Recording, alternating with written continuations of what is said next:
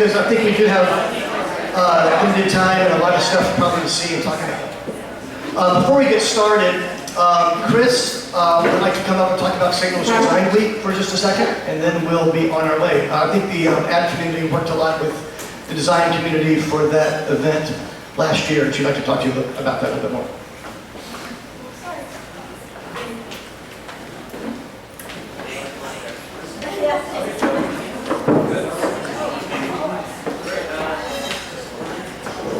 Hi everybody, I'm Kris Gregory and I'm with Prius on Call, but one of my main missions right now is helping with Design Week. I'm in charge of soliciting volunteers, so anybody that's open to helping us launch and execute and complete this endeavor. It's September the 23rd through the 29th.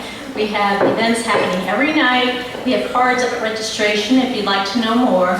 But I'm the person to come to if you can help. And I really want to ask your help with this. It's a large endeavor. Mike at Atomic Dust has helped us with the website. Maria's here. She's one of the chairs as well. So can't do without you. So please email me or come see me today and we'll get you signed up. Thanks.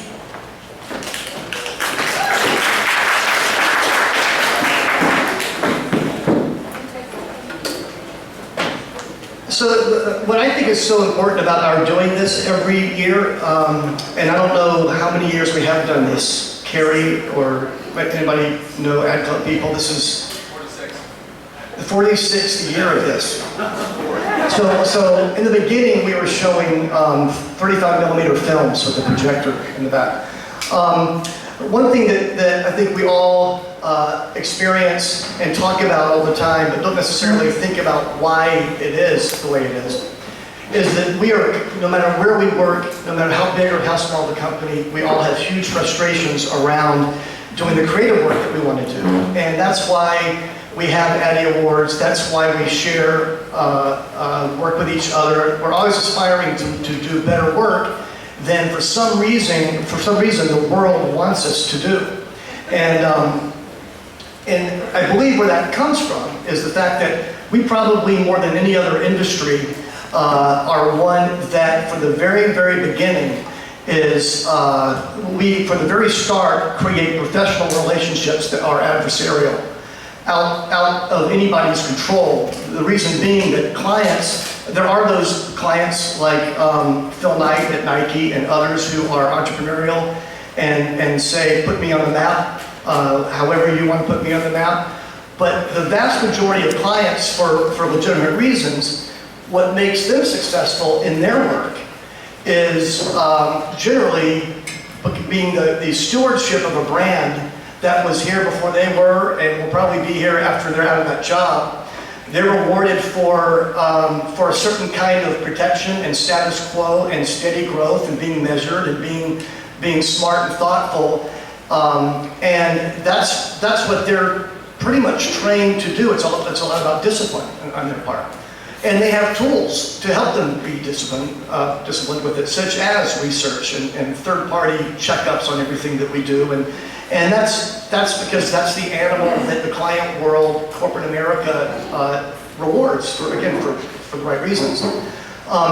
What we came out of school wanting to do more than anything else is disrupt the hell out of everything.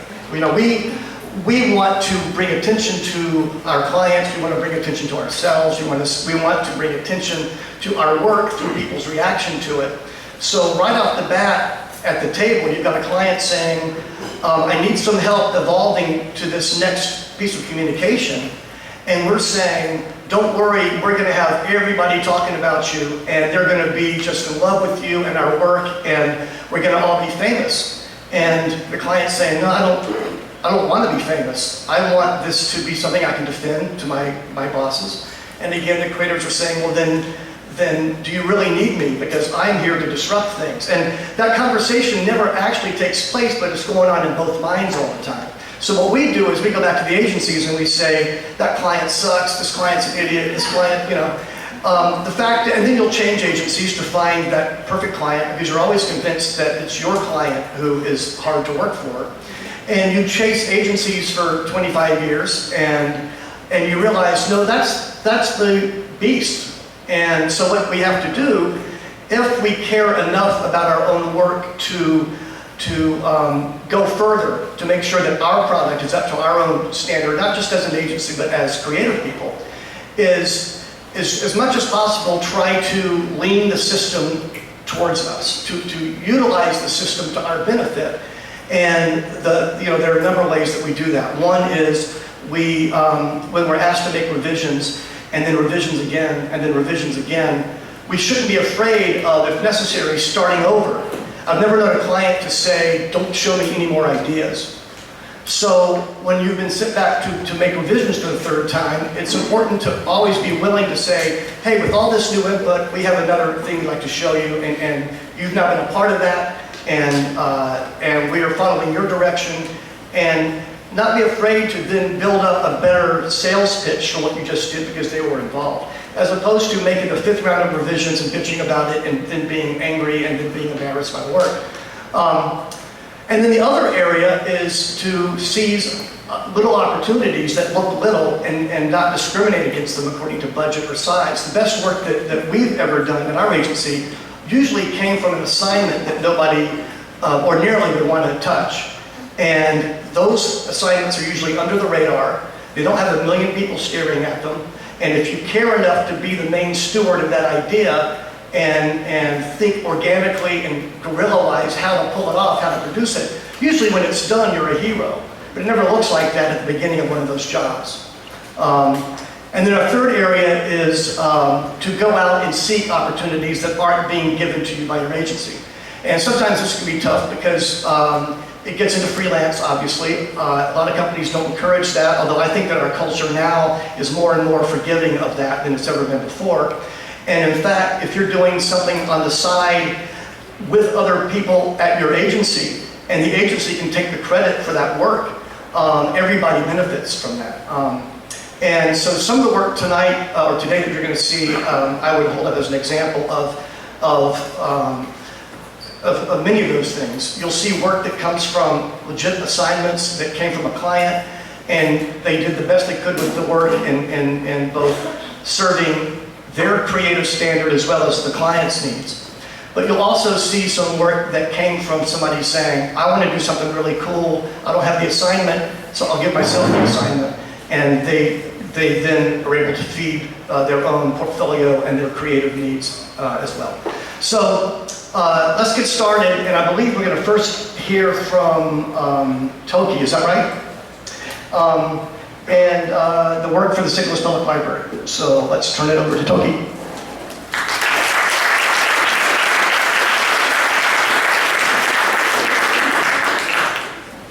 Hello everyone, good afternoon. My name's Mary, and this is Katy. We're both here from TOKY Branding and Design.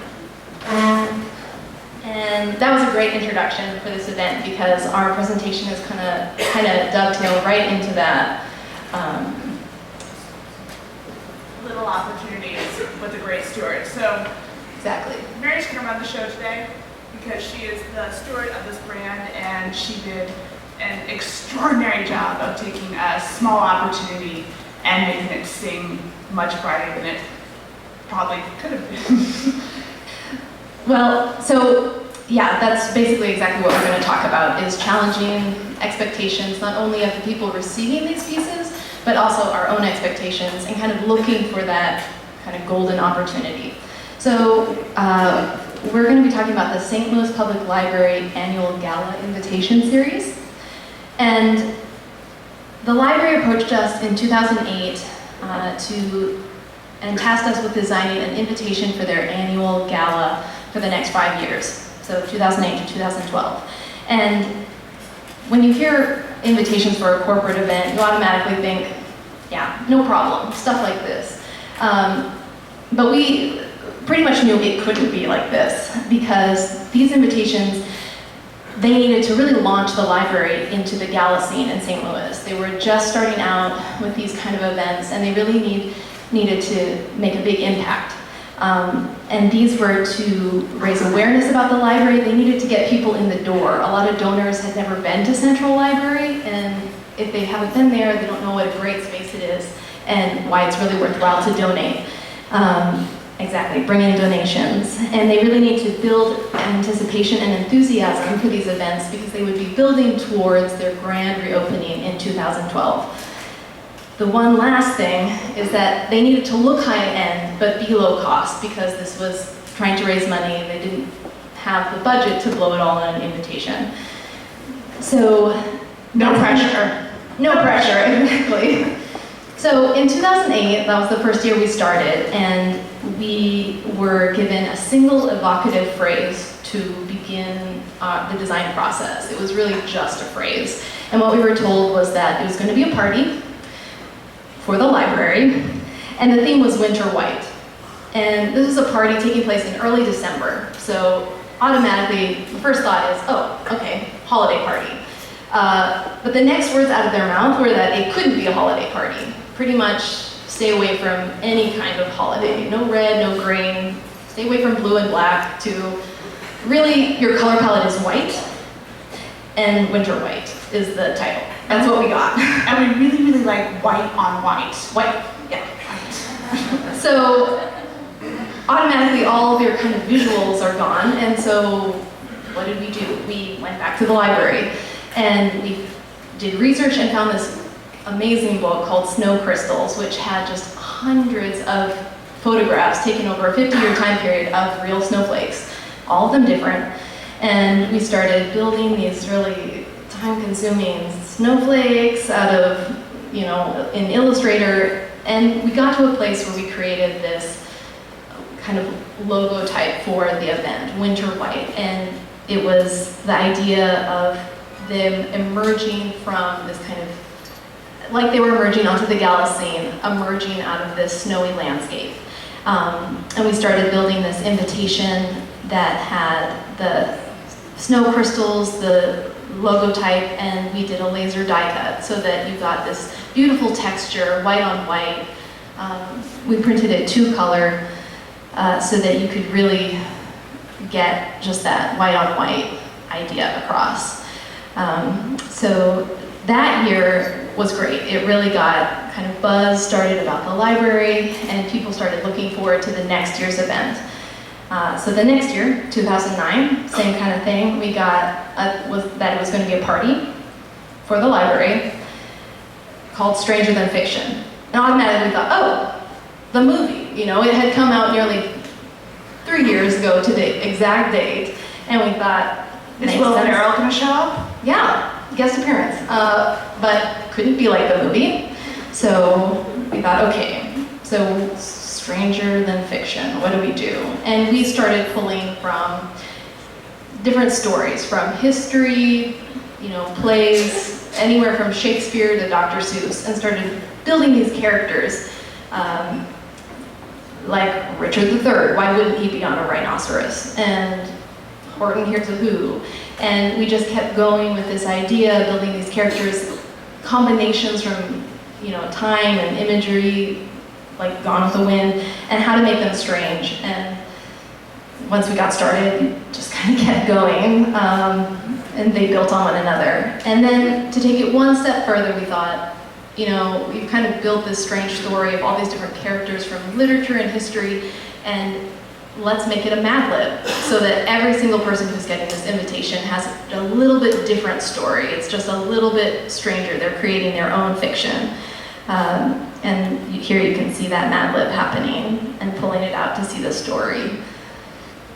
And this again, we printed 2-color, used every single bit of the press sheet to really make the resources that we had and the budget that we had go as far as it could. And something that they came back to and said, we love the laser die cut, but there's no way in hell we're going to pay for that this year. So we want the impact, but we need to cut our budget. Slash it. So they're like, the first year, we get it. The second year, we got the buzz. So you can do better without that technique. Yeah, that pretty much happened every year, that it was kind of do the same, only better with less money. So then in 2010, the same kind of thing. It was a party for the library, and the theme was Through the Looking Glass.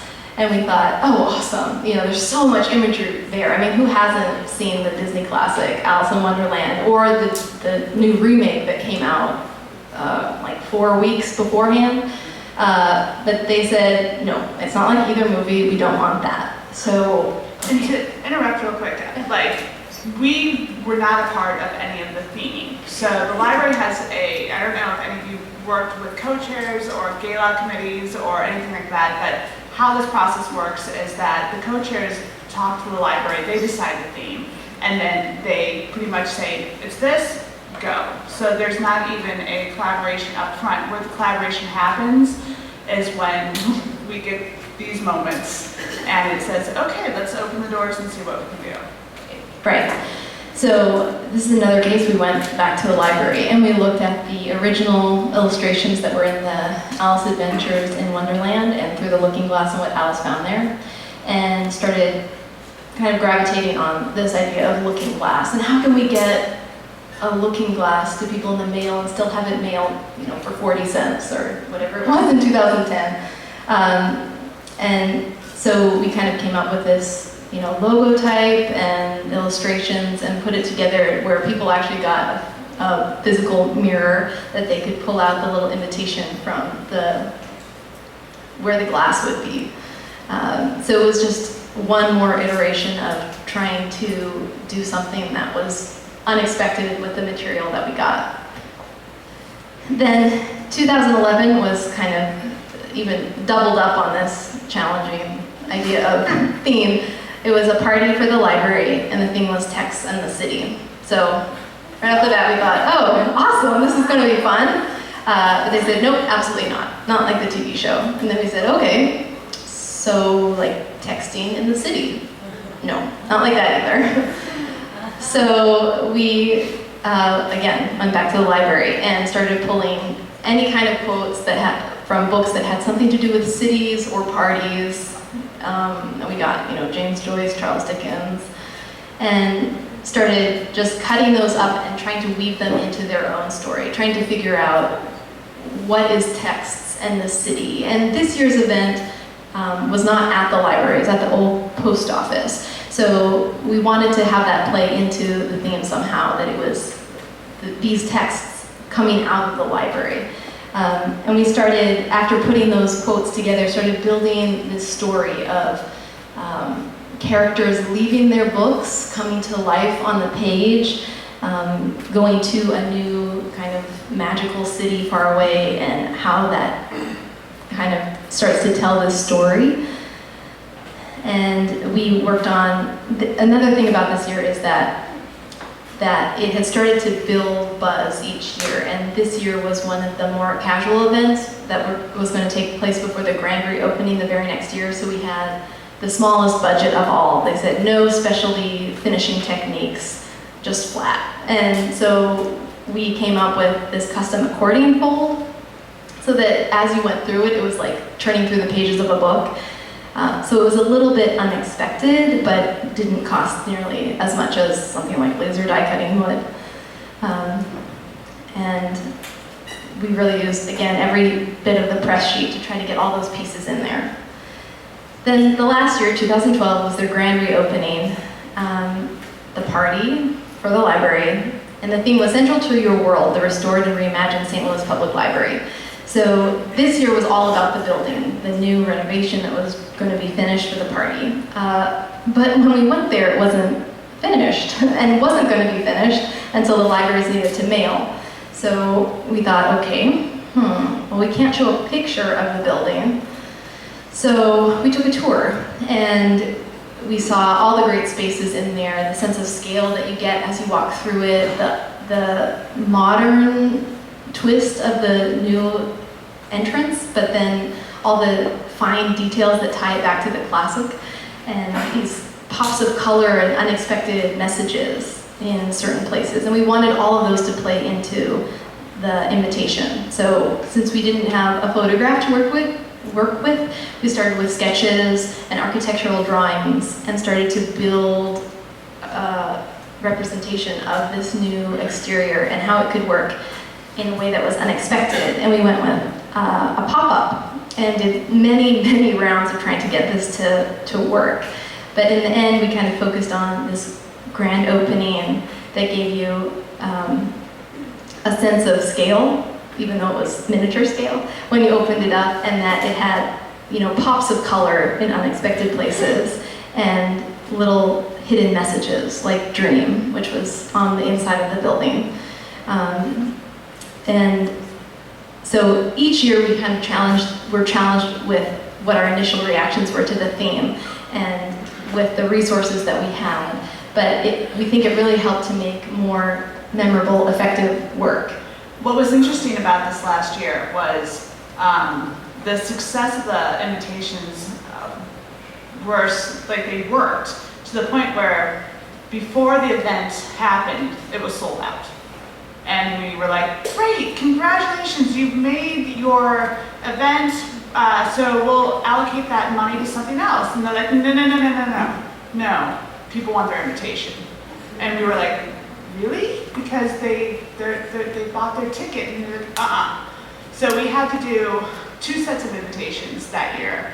One for the sold out, the people who got their tickets, and then the overflow. People were so upset that they couldn't go to this gala. They had to make a special event for the second tier who didn't get in early on enough. So that was a surprise moment for us. We're like, you really want us to do an invite still? And they're like, absolutely. And we went full circle back to the laser die and said, okay guys, this is your opportunity to reveal. So can we spend a little money here? And they said, sure. Yeah. So, exactly. So over the course of 5 years, these invitations, they ultimately they increased donations. It got people in the door, got people excited about the event, and people felt good about their donations. We got quotes like this over and over again, but saying that they received invitations and that getting the clever invitation was reward enough for their small donations.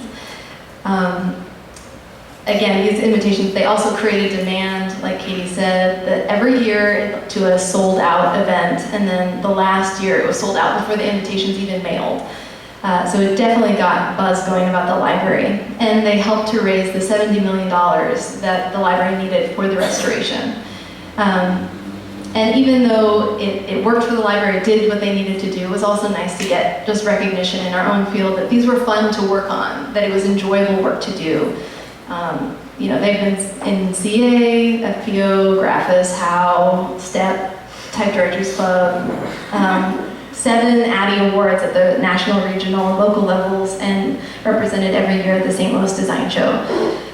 So that was kind of the theme for these invitation series. And so, thank you very much.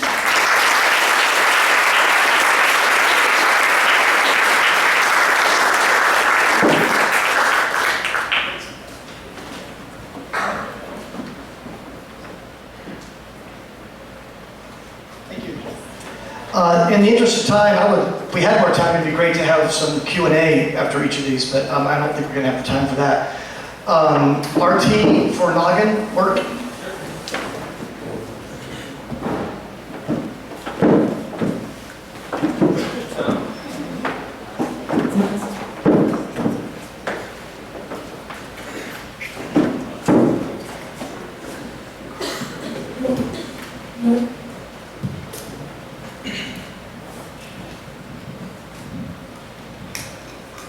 Hello, St. Louis.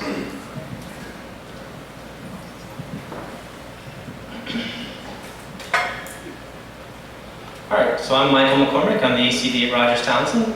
This is Eric Tathum, one of our senior art directors, and this is Kris Wright, our director of design. I think that's your title anyway, correct? It is. Okay. Correctly. So we don't have quite as much lovely backstory and wonderful presentation that the folks from TOKY gave, but we do have a pretty good stack of work here. We'll try to go through it pretty quickly.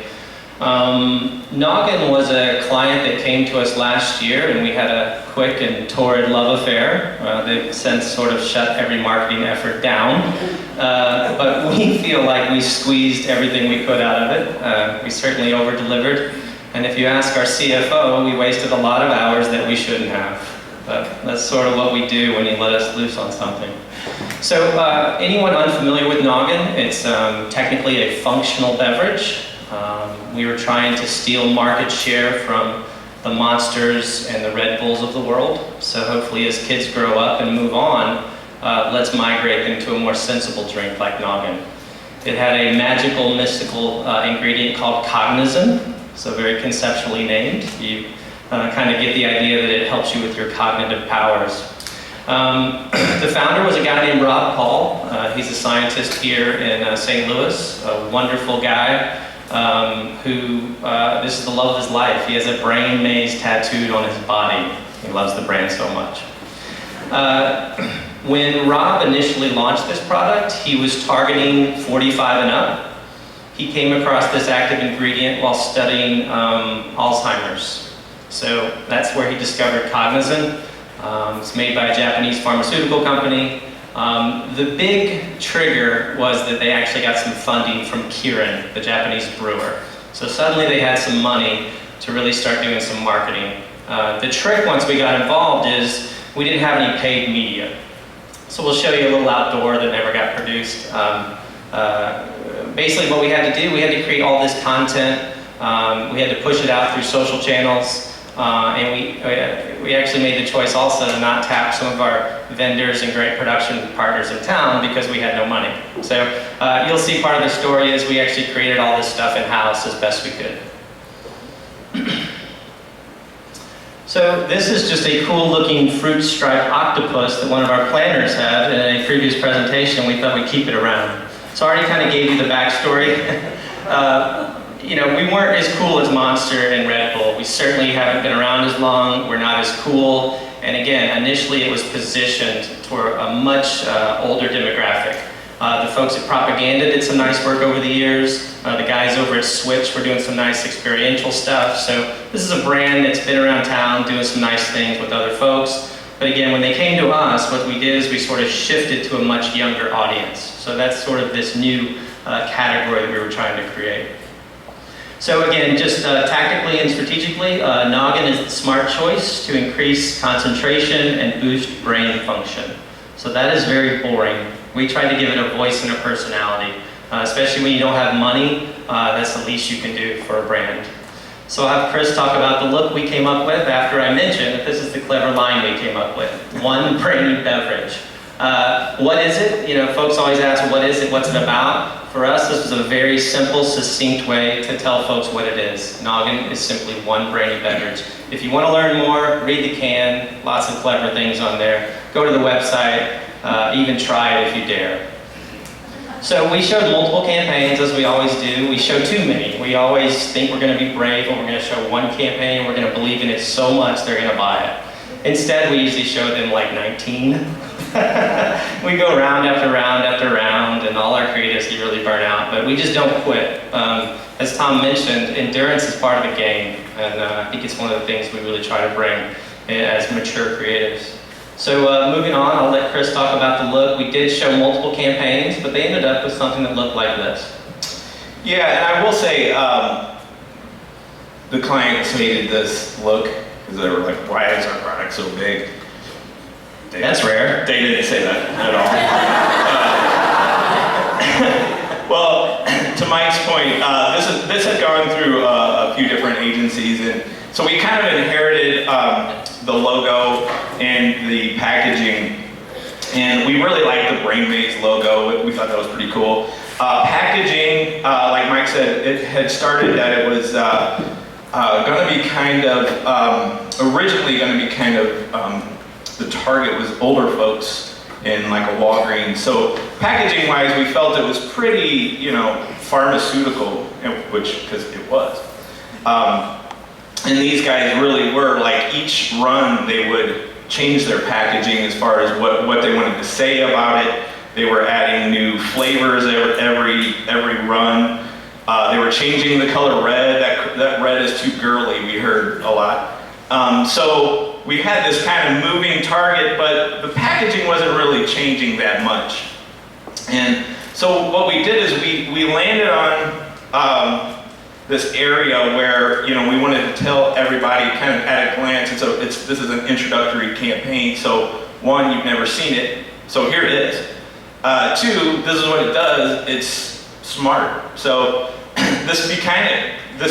became, everyone was kind of throwing these kind of lines around, and we really wanted to keep it visually kind of simple and let kind of the cans speak for itself, which it literally does. So visually it was more of a support for how deep can we go with what this little guy has to say, knowing that he's always going to be changing colors and flavors and always popping up differently.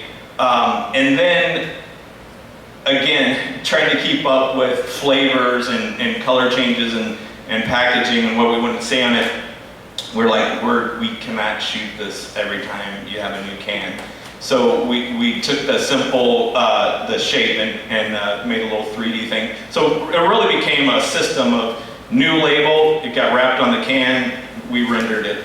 So it was easy for us to, and flexible for us to kind of, you know, switch flavors and this guy's saying something new.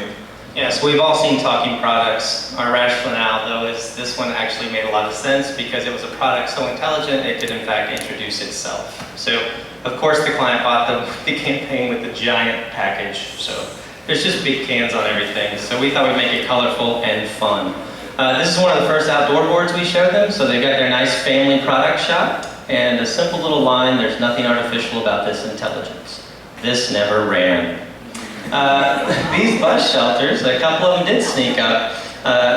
They've been in St. Louis for a while. The test markets last year, as I mentioned, they had a few marketing dollars, let's spread around. They went down to Florida. They were in every Walgreens in Florida. They went to Arizona, and they're Southern California, leaking into Nevada a little bit. So last year was the year they were really trying to get in some markets.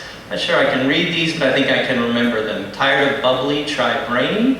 And I have no idea what that says. Hawking is my homeboy. Oh my God, that's my favorite line. Hawking is my homeboy.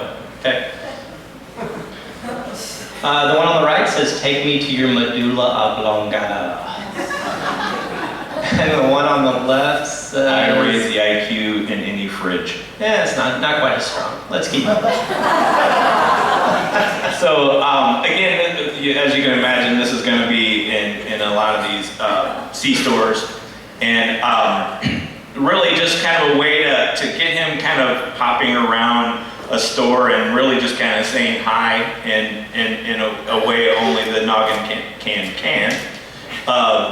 And this one was really fun. They let us kind of produce these large-scale cardboard cans and really just bring to life that talk bubble.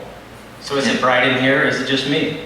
And of course, for presentation, when the client came, we had these dangling all over our conference room. We had them stuck on all the glass in the agency. Yeah. And we had speak bubbles everywhere. We did turn the conference room into a C-store. We had aisle going on. We had talking shelf talkers, and we had a little cooler represented. So, and we had these hanging things in. This guy I actually shot in the Walgreens down the street. It's nice to go in there and actually see it. Welcome to my think tank, and it was perfectly lined up there. I should have done a better job at reaching in there and turning the green guy. I need to be in this business a little bit longer than to remember to do that. This one, we kind of pushed them on. We were like, Red Bull's got the mini, Monster's got the Monster trunk. You need a smart card. And so we pushed them hard enough, and we leaned on the Kieran guys enough to say that, yes, we do. But their big problem was, well, we can't carry any product in a smart car. And we're like, a trailer. So we kind of rendered this out, and we sent it to them, and we're like, cool, let's do it. So the guys out of Craftsman, I don't know if you guys have ever done, they actually built this trailer for us, and it was really it's funny to say, if you've ever been in there, they got a lot of crazy stuff. They were a little uncomfortable with doing this. The United States doesn't rate the smart car to pull anything. But we stayed on it like a dog with a bone, and we're like, well, Canada does. And it's about like 2,000 pounds. And then they're like, well, we really don't want to do it. And then someone else said, well, a motorcycle can pull a trailer. I'm like, yeah, a motorcycle can pull a trailer. So they're like, okay, we'll do this, but we need everyone to sign a thing that says that we're not reliable for anything. But yeah, they built this trailer from ground up.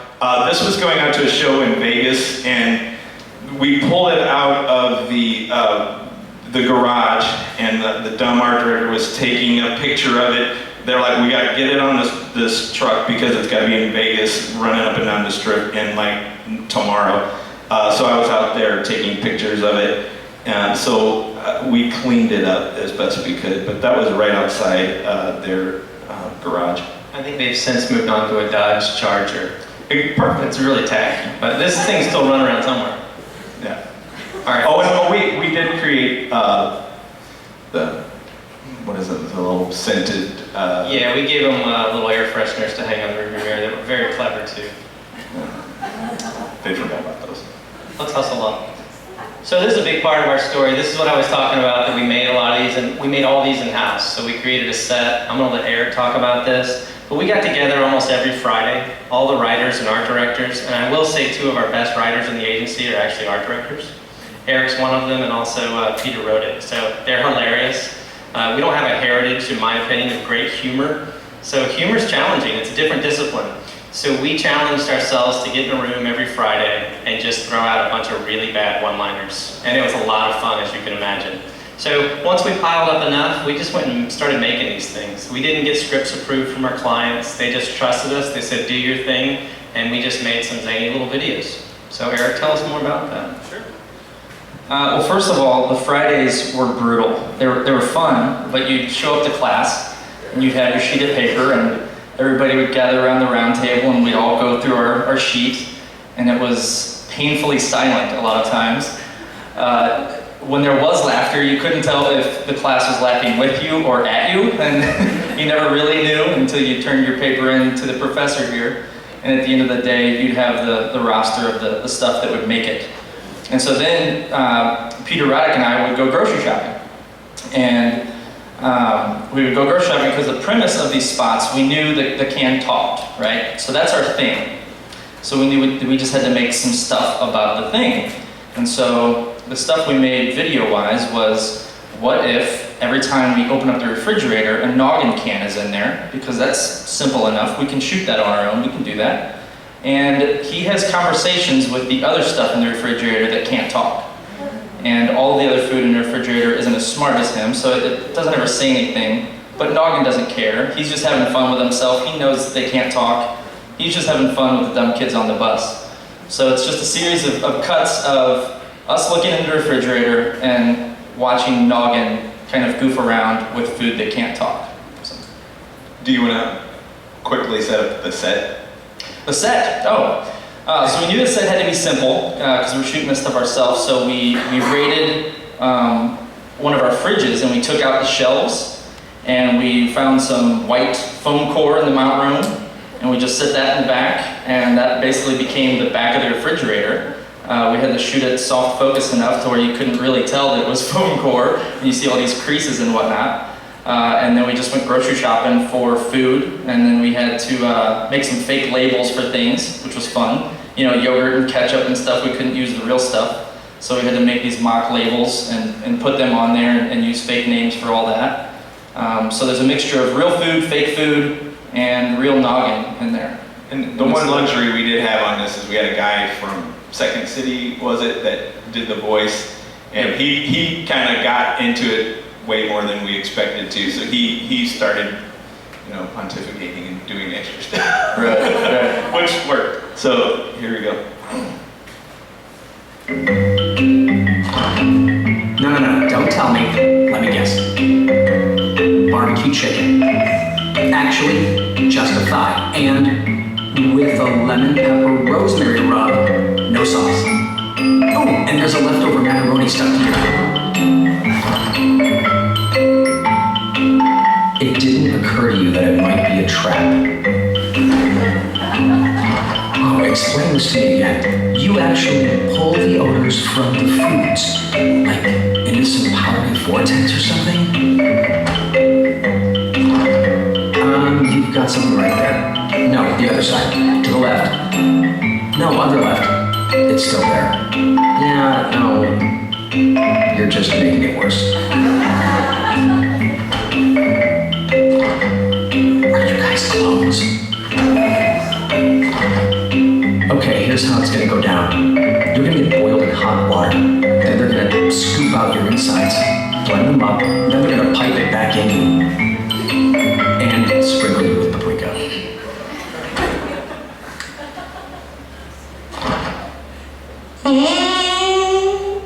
Absorb that. The old fart joke. Let's talk about the fart for a second, actually. We don't get to talk about farts in the professional setting enough. Big props to the Nawgan client for letting their consumable beverage cut a fart, first of all. I mean, that's a brave client. And I think my favorite part about the dumb fart joke was the conversations we had about the nuances of farts. It's a can that's farting, so getting the right sound effect was tricky. You know, it can't have too much bass. I mean, it's a small little can. It couldn't sound wet, because that's just gross.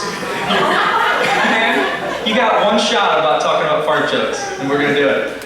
It was a very important part, right? It was. So it couldn't have a lot of flapping going on. It couldn't come out too aggressive because Nawgan's a smart guy. He's not a frat boy. So we realized it needed the perfect amount of mischievousness and metallic echo. And so that was kind of what we used. All right, let's skip this one. Skip this one. If you want to talk about the Thanksgiving, briefly play that.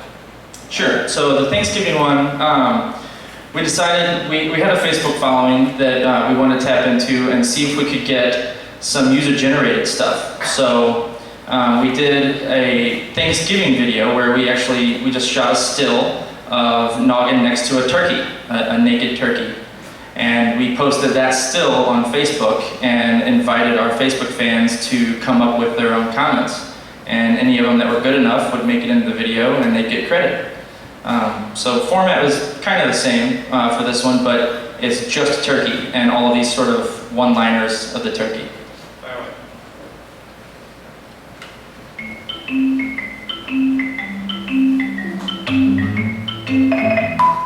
No need to panic. I'm a herbivore.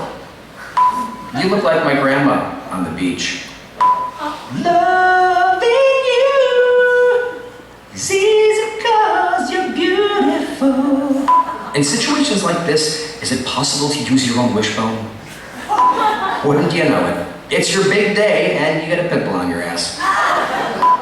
Seriously, dude, they're gonna take a whole handful of wet bread and shove it up you. If you clinch, you might be able to nab his watch. Wow, you're like a 15-pound sleep aid.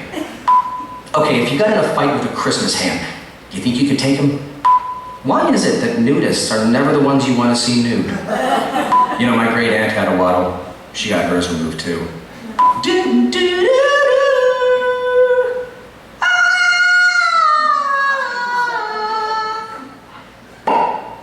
Wow, that was easy. So not bad for non-advertising photos. Some of them were better than others. What else is there? We gotta hustle through this other stuff. Okay. Website? You can launch it actually at the bottom. So saying Randy, Bert, and Rob, our digital team made a beautiful site, a very simple little catalog site, just teach us about the product, get us a little brand personality. He says, don't worry, I Googled you too. Each flavor you click on gives us a nice little line. As I said, pretty shallow on the information, just a little bit there, but we carried over the look, and then we carried over the personality. So, apologize. That was my idea. Yes, we need to kind of fly through that. Respect to these other guys. GPA meets OMG. Haha. We're targeting college kids. This is touchy. Did some, reskins, their Twitter account, Facebook. Had some fun there. It's also a place, obviously, where we could, post some other creative. So we had some fun with Movember, where all the cans had mustaches, and we had a lot of fun with Halloween, where we put them in their own costumes. So there's Jason Einstein, there's Batman, and a hot dog, which made no sense to me, but I was overruled. And we got the rights to Batman to do that. Okay, that's our show.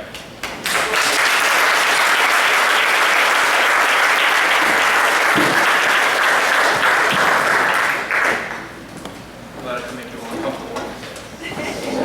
Thank you, guys. Eric, you actually said we had to make some stuff about the thing, and you said it with great seriousness, and nobody noticed. Let's bring up HLK for their Cardinals work.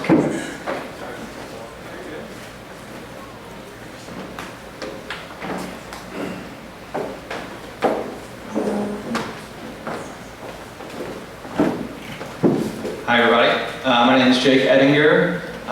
This is Toni Edinger. This is the first time we've realized we have the same last name. No, we're married, we work together on the Cardinals. It's a pretty fun scenario. So I'll just try to step through. Oh, that's sweet. We have a baby too,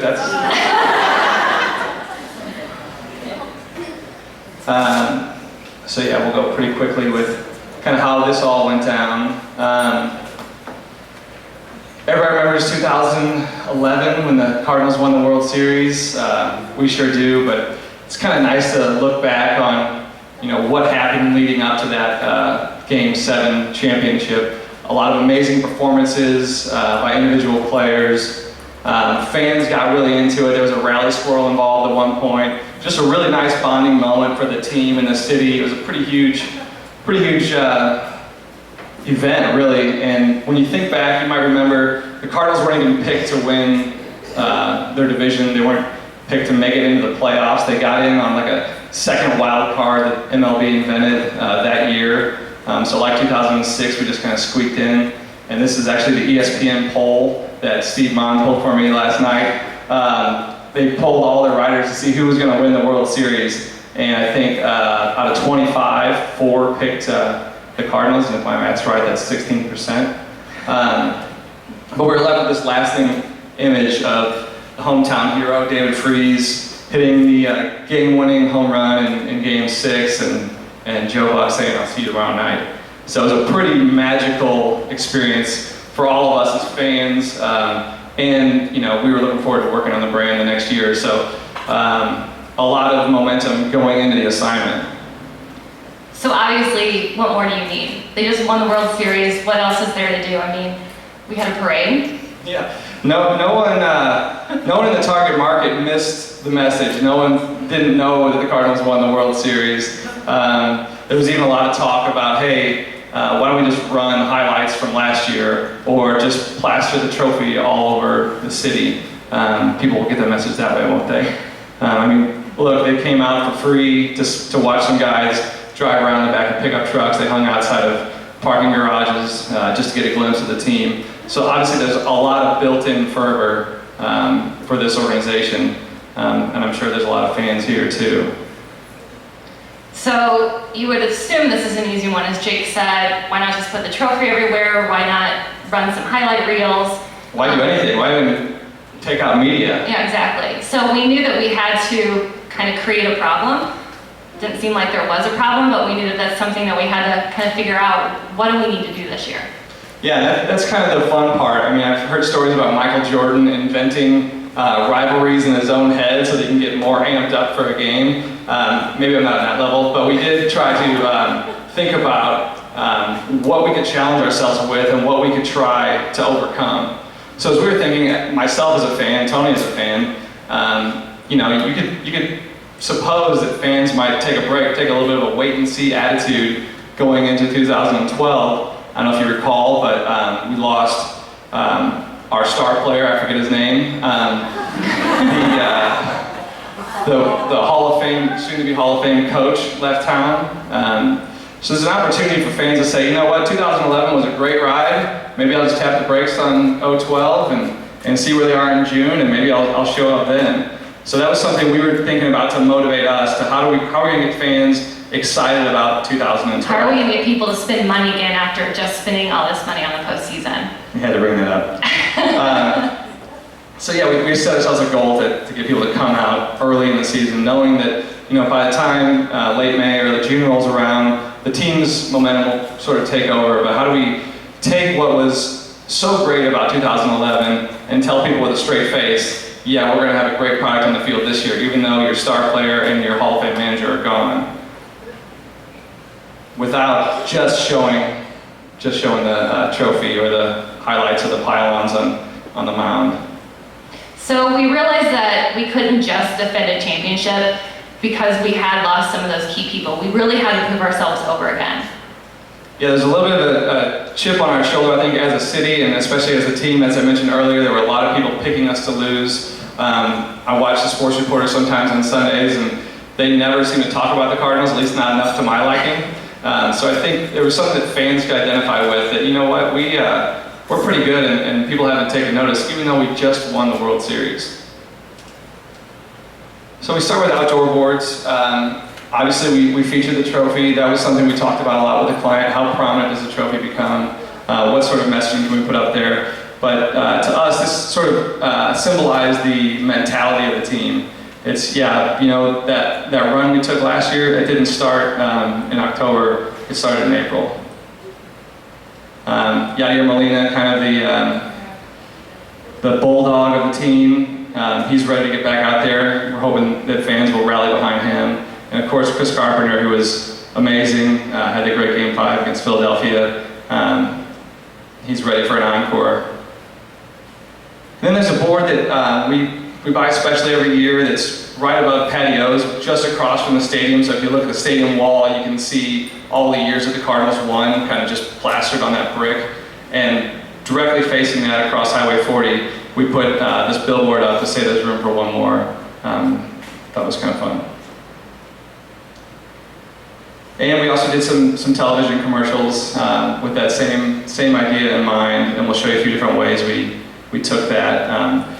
But this first spot, just to set it up a little bit, we wanted to make the point that it's not just one player that makes a team. We wanted to show everybody from the Cardinals, and we wanted to show that they're all back in spring training. They're ready to get back to business, but they're building on something pretty special. I'll sit back.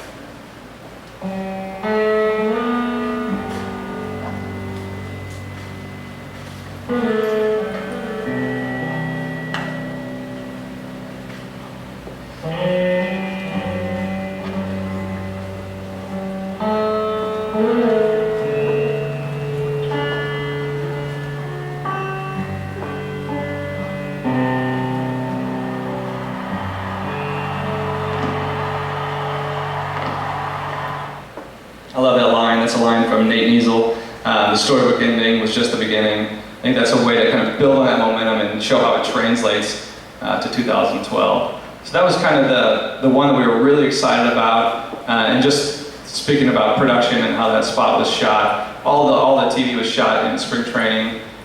We go down there with 15 scripts in our pocket. We don't know players' schedules. We know their spots we want to get. We don't know who's going to be available for the spots. And that was one that was especially tricky because we shot it in between each spot, because there's no way we were going to get all those guys standing around waiting for us to shoot each scenario. So it was really cool how that came together. And in the edit room, we kind of saw it. We're like, yeah, that's exactly what we wanted. And a special note to David Mickish, who's not here. He's an art director at our place. He actually composed the music for that spot and recorded it at his house on an amp, and it just turned out great. I think it really set it up nicely.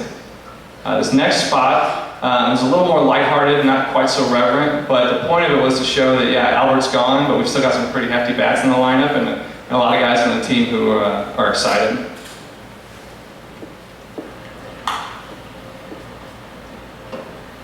'62. B11.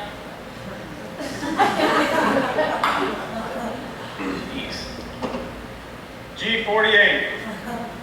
Bingo. It's a stupid game. Claim your seat now for Championship Clubhouse Captain when the Cards take on the Brewers on Saturday, April 28th. That was a very last minute spot. It was written by Paul Schwarzkopf, who is actually not a traditional creative in our department. He's not a writer, art director. He's a production artist who happens to be insanely talented. And I just wanted to point out that, like Mike said about Nawgan, we were able to open this up to our entire department, and everybody kind of worked together as one big team. Everybody brought individual ideas, but it wasn't one of those scenarios where we had a bunch of small teams trying to compete with one another to nudge their idea farther ahead in the list. Everyone genuinely came to the table with their thoughts and tried to make others' ideas better, and we're cheering each other on. So there's all the names of everybody who touched it, but it was a really cool experience, I think, for our place to do that. When you have an opportunity like the Cardinals, it seems only fair to have everybody throw in who wants to. So that was a great process for us. I forget, the next spot, I'll just set up a little bit. Laugh at me. It was written for one player and happened to be my favorite player from the team, and he couldn't show up. So my favorite player filled in. Yeah, he had a doctor's appointment, so Toni's favorite player filled in. I won't tell you who it was originally written for. You see if you can tell when you watch it. Wait, who's this? Oh, him? This little guy's my Twitter. Your Twitterer? Yeah, you know, say funny stuff sometimes. So something funny will happen. He tweets it out to my fans. Oh yeah? Like what? I don't know. Stuff. Head to Busch Stadium for Budweiser Championship Beer Stein Night, Friday, May 25th, when the Cards host the Phillies. Tickets available at Cardinals.com. It was supposed to be Berkman. I was really looking forward to meeting him. But she has a crush on Wainwright, so it worked out well for her. And that spot's kind of the perfect example, because a little insight on these shoots, we show up, we know the days we're gonna be there, but we don't know who we're gonna get. We don't even know what scripts we're actually gonna shoot. So it's a great team process because everybody collaborates, everybody's flexible. And like Jake said, we kind of showed up with a script written for Lance, and then 10 minutes before it's like, oh, Lance has to go to the doctor, what are we gonna do?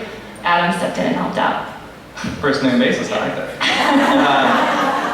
The last spot I'll show you, if we have time I can show you the outtakes, but the last spot I'll show you features an actor who is very available for us every single year, and we all kind of go, yeah, I guess we can do a spot with Fredbird again. I think we've produced 15 or so over the years with a guy who can't talk.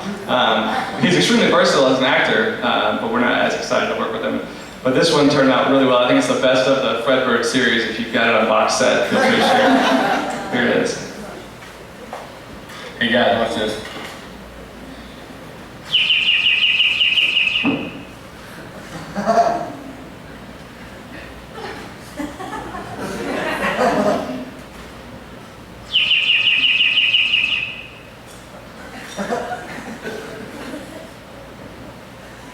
U.S. Cellular Adult Camp Night is Saturday, May 26th, when the Cardinals host the Philadelphia Phillies. Tickets available at Cardinals.com. We each have a minute and a half outtake reel. I don't know. It's a one. Okay, we can skip it. Let's skip it. Okay, all right. It's cool though. You guys should see it. Thanks a lot. Thanks for listening.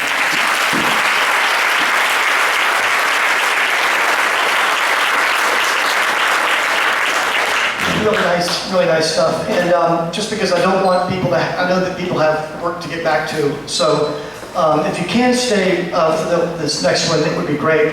Because they're a great example of two things. What I was talking about earlier as it relates to seizing opportunities. What these guys just showed us was taking an account and just nailing the assignment in ways that are imaginative. All those things that we love about really great work. And this next organization is an Antidote. Yes. Has found a way to demonstrate the other thing I was talking about, which was if you don't have the opportunity in your lap at that moment, see if you can go make it yourself, find it yourself.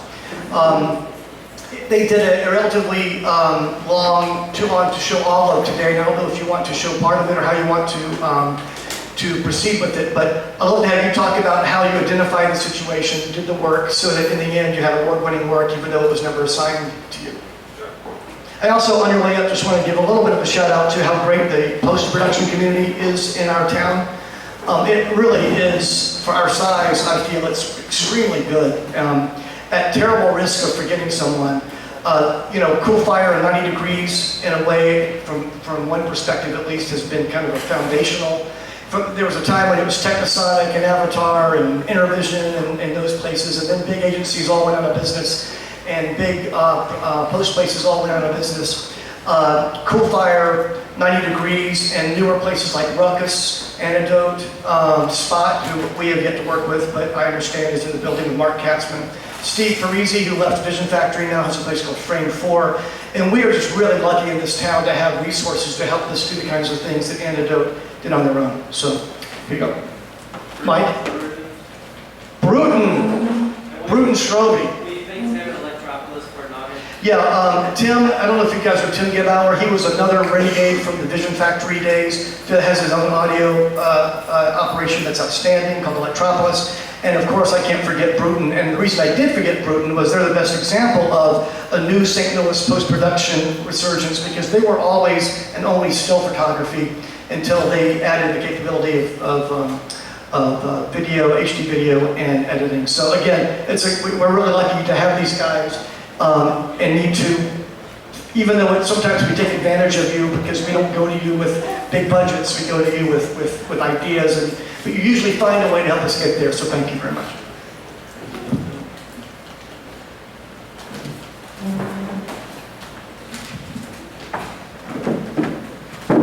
Thanks, Tom. So, my name is Scott Huegerich. I am a co-founding partner of Antidote. And to best describe what we were trying to do with this piece for the Regional Arts Commission, it's a vignette of a local artist that we entitled The Story to Tell. I'm going to start off by reading a real quick bit of lyrics from a song that I've listened to over the last several years. The song is The Boxer, and it's by Simon and Garfunkel. So here we go. In the clearing stands a boxer and a fighter by his trade, and he carries reminders of every glove that laid him down or cut him till he cried out, in his anger and his shame, I am leaving, but the fighter still remains. He still remains. So I've listened to this song for like literally the last 30 years of my life, and about after 10 years of listening to it, I actually really heard those lyrics, and ever since then I totally get goosebumps listening to them, because who is the boxer? Well, in my interpretation, this boxer is somebody who dedicated his life at a very young age to becoming a boxer. He thought that's what he was here to do. And his career kind of developed a little bit, but recently maybe he's come up with some struggles, and it's been a little bit tougher being a boxer most recently. He's been cut, he's been laid out, he cried out in shame, I'm done, I'm out of here, I'm no longer doing this. But yet, he still remains. He is a boxer, he understands that he's a boxer, and he's going to be a boxer until somebody carries him out of the ring.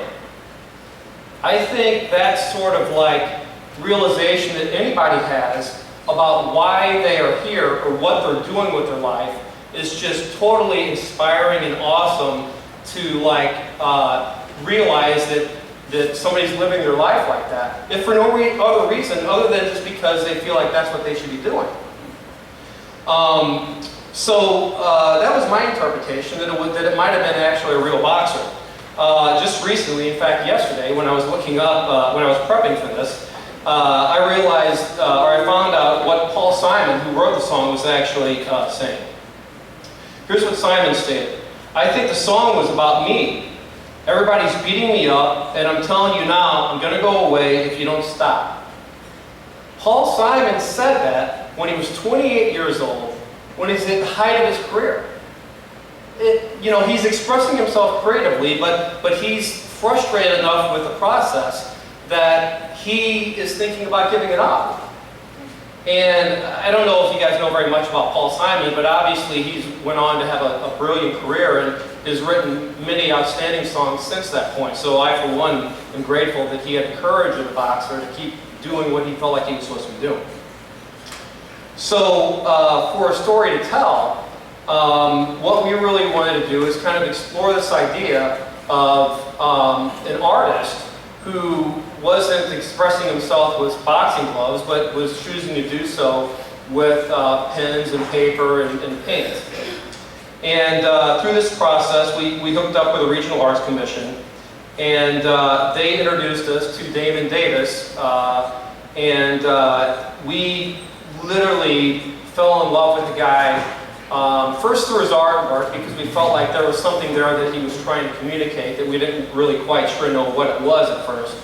But then, secondly, after we talked to him, the guy he was in his mid-20s, and he was so idealistic, and he was so passionate about what he was doing, and I find it quite courageous to think that somebody in their 20s knows that they're an artist, and that they're brave enough to say, I am an artist. Nobody might be buying my stuff right now, but for God's sakes, I'm going to try to make a living at this. He has to know, you have to know, if you're in that position, it's going to be a pretty tough way to make a living.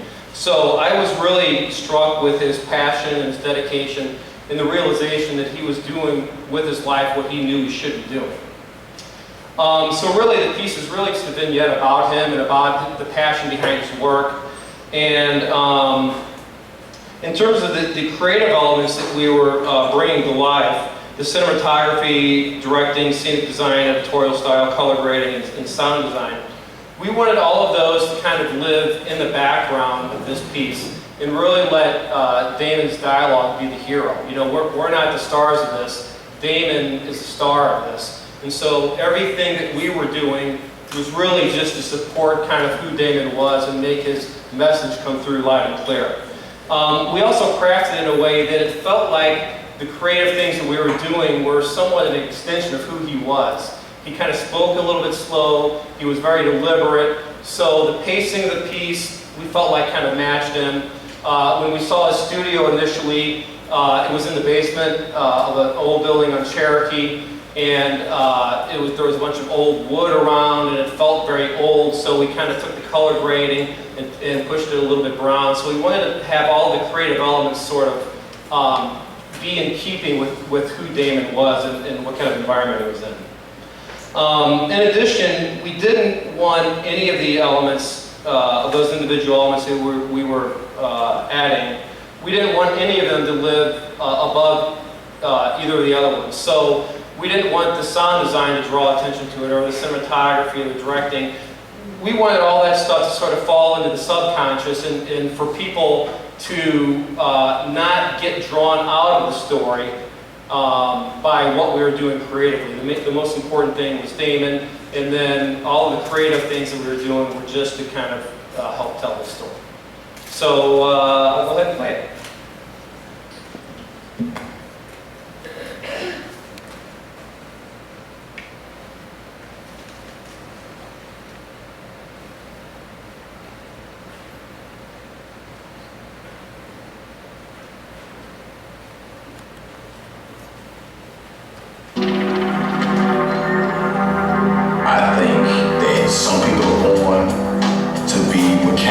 That's what they want to do. They want to put stuff together. They know how to do that.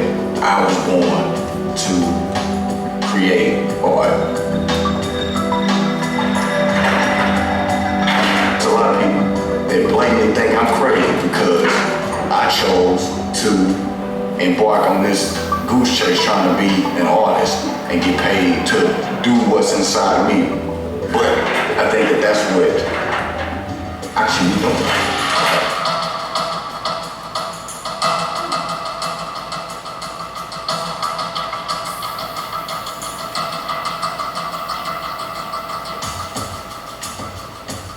My name is Damon Davis. I'm an artist. I make things. The best way to describe it is a multimedia artist or interdisciplinary artist.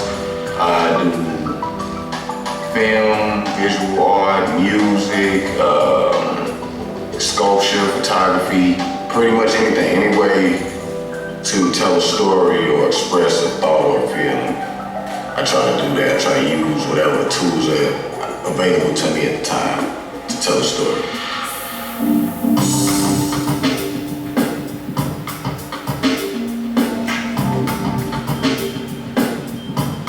I grew up in East St. Louis, working class family. My parents were a little older when they had me. I'm the youngest of 5 kids. My brothers and sisters are a lot older, so I kind of was alone a lot. So I just started drawing and doing a lot of solitary things to keep myself occupied. In school, that was kind of my identity. I was a kid that could draw. I was one that everybody say, go, but can you draw this for me? Teachers had me draw signs for them and all that stuff. That was my thing. I was the artist. And that's what everybody was asking me. They always asked me, is that what you want to do?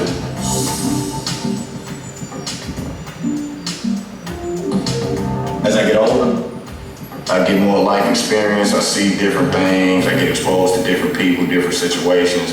And those provide the stories for me to tell and the inspiration. And because I'm evolving as a person, the art evolves with me.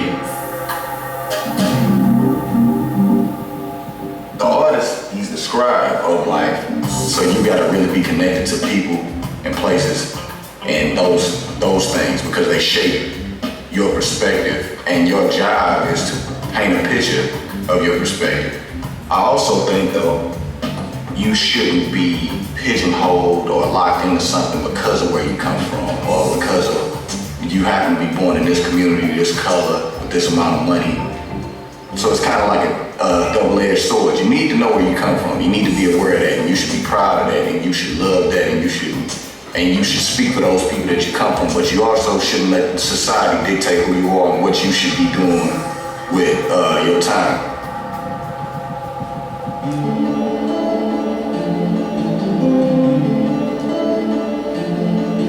I see beauty in things that everybody else would throw away. Like photography. When I'm in the photography mode, I don't like to make up scenes. I like to take pictures of abandoned buildings because that's what's really out there. That's our landscape. But I see people throw that out. That's ugly. That's whatever. I don't want to see that, tear that down. But I see beauty in the fact that that building reflects the way people live and the way people feel on the inside and the way the people that walk down those streets, what they see every day.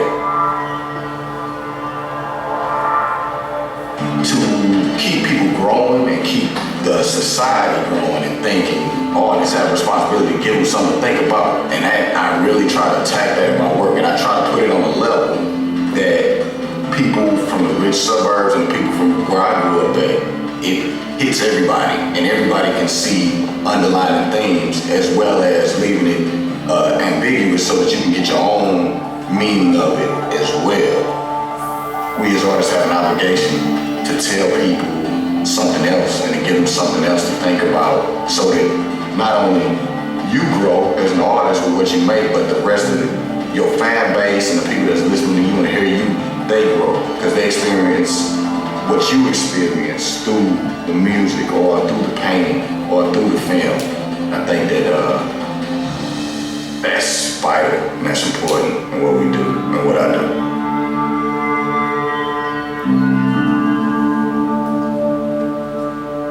All right, that was it. Sorry, I couldn't stop it. There was just no elegant way for me to cut it off. All right, thank you.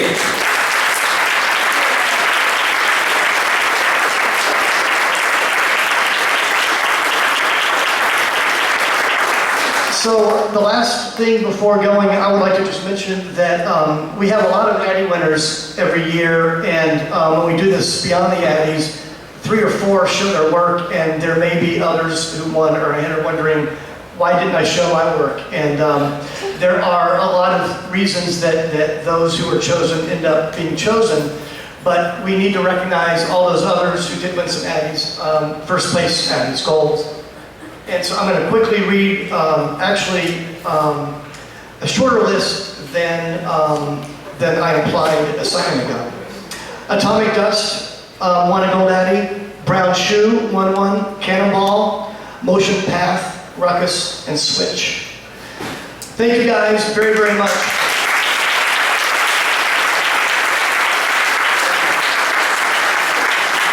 Judge, anything anybody needs to add from the ad club or anything like that? Thanks for coming. Thank you guys very, very much. See you next time.